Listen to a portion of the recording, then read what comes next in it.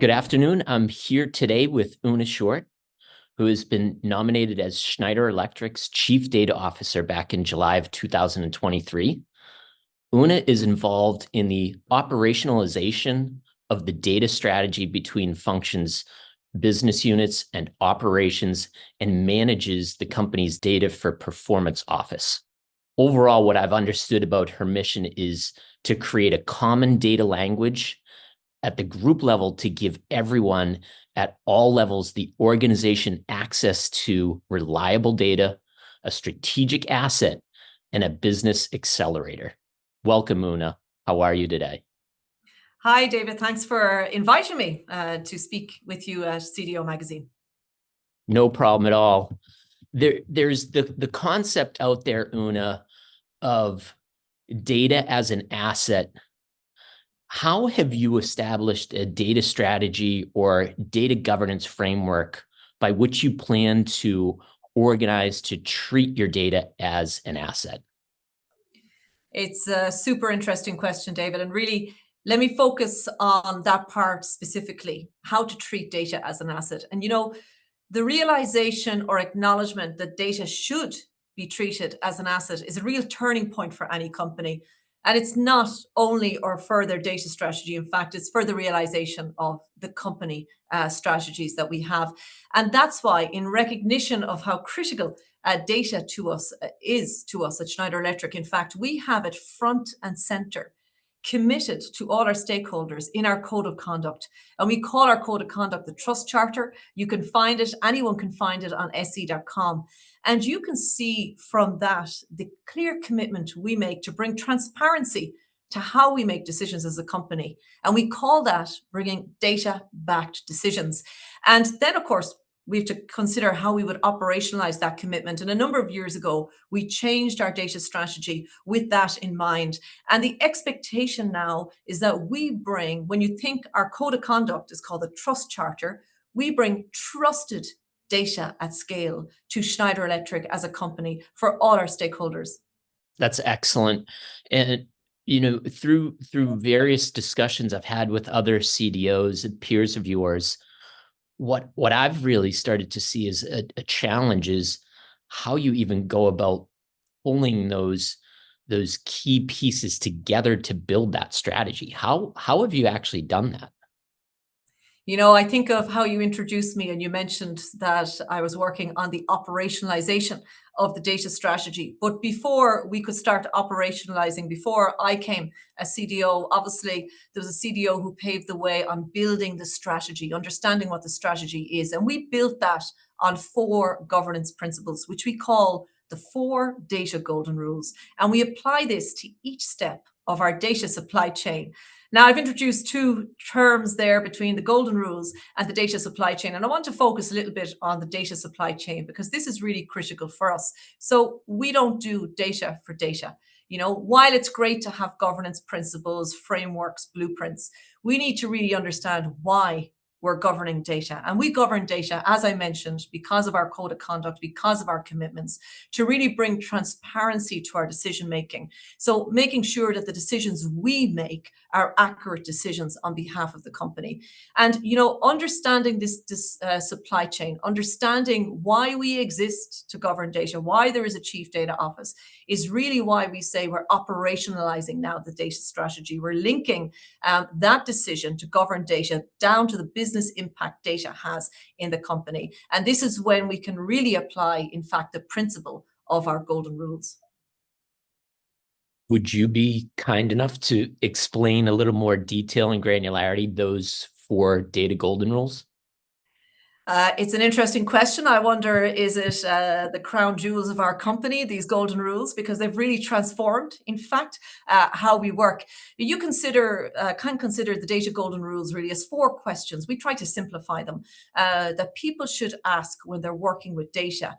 And the reality is, and people are realizing this now, which is wonderful, that this applies to any program, any activity, any operations of the company, because we know data is everywhere and everybody is working with data. So it's not a specialist role in a data job.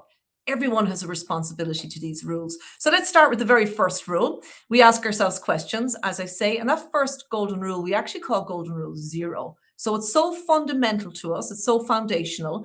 It's all around data risk management. And we ask ourselves, are we assuring data security, protection, and local regulation when working with data? And we have a job as a group chief data office to educate people on what that means. We don't just send out the golden rule and expect people to follow. We need to help people understand how they need to manage the risk of data as they work. So that's golden rule 0. And then we think of golden rule 1, and this rule asks us the question, where does our data come from? And you and I are in the data industry a long time, and we know, of course, Excel reigned for many years. People didn't need what we brought to them as central teams because they somehow managed to get their data wherever they got it and managed to produce KPIs. But the reality was then at the board or the XCOM level, they were seeing a myriad, a mixed group of KPIs that weren't aligned. So this is why we say you should take your data from what we call sources of authority. So golden rule 1 is about where does our data come from? The golden rule of authoritative sources.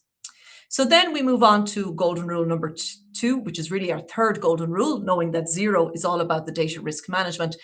And we ask ourselves, do we actually have a common definition of data in our company? And we secure that by defining the very structure of the company. And every company is unique. We have our own organizational structure from the CEO and down. We have our own legal entities, our own profit centers, and we call that our referential. So do we use the common referential of the company in our reporting? So that's golden rule 2. And last but not least, we have golden rule number 3, which is where we ask ourselves, are we creating data products for reuse across the company, while securing the consumption and access to data, which is really critical? Do we even know who's accessing? Do we control the access to data? And that is what we call golden rule 3 for data consumption. Now, these are very critical golden rules because we apply them from data creation, from the inception of data in our company to the consumption of data in the company. And back to our trust charter, our commitment to all our stakeholders.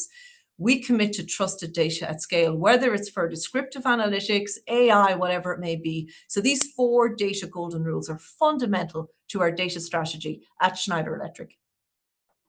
That was extremely enlightening. You made the point of Schneider's process and the pieces that go into those golden rules is unique, right? And I think that's a very important point. What I'm trying to find when I talk to other peers of yours is when you get into pain points that you suffered in going through establishing these rules, what were the biggest pain points you faced? Because I think what other organizations are trying to find out is, are there commonalities that we're going to face as well? I'd love to hear about that.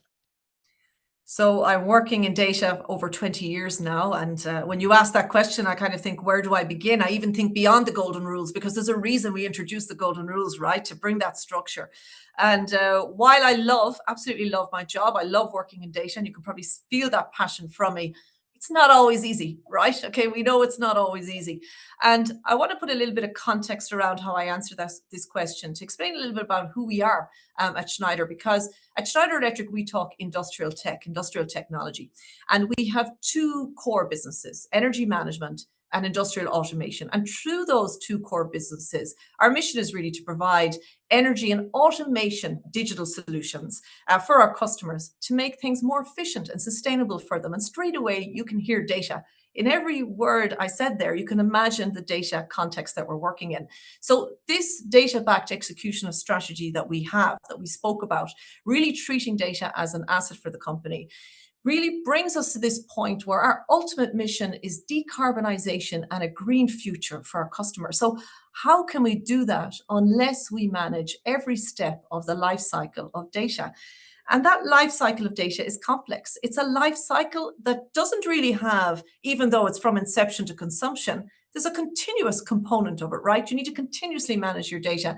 And I would say that would be the first area that I would like to talk about when we think about the issues. It's about stale data. Okay, it's maybe not something that we always talk about, but as CDO, I know the direct impact that has on the business.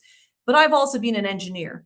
And I know how easy it is as a data engineer to end up having routines, data processing that becomes stale. Whether we're dealing with very large data lakes like we do in Schneider, we could have outdated data collection processes. Always there could be a bit of bad code, a bit of bad SQL or Python somewhere, right?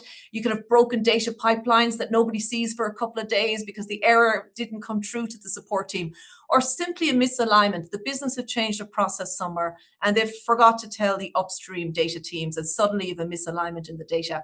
And one of these misses, if it goes unnoticed, as we know, can have a really dramatic effect, in fact, on the trust people put in on your data.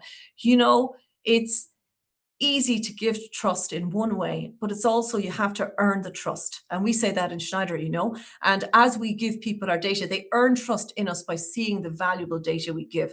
So that's the very first thing I would think about is the stale data. It's not all doom and gloom, for sure. Okay, as an engineer, we also know that there's error handling, there's automated pipelines we can put in place, and even AI is going to help us more and more there.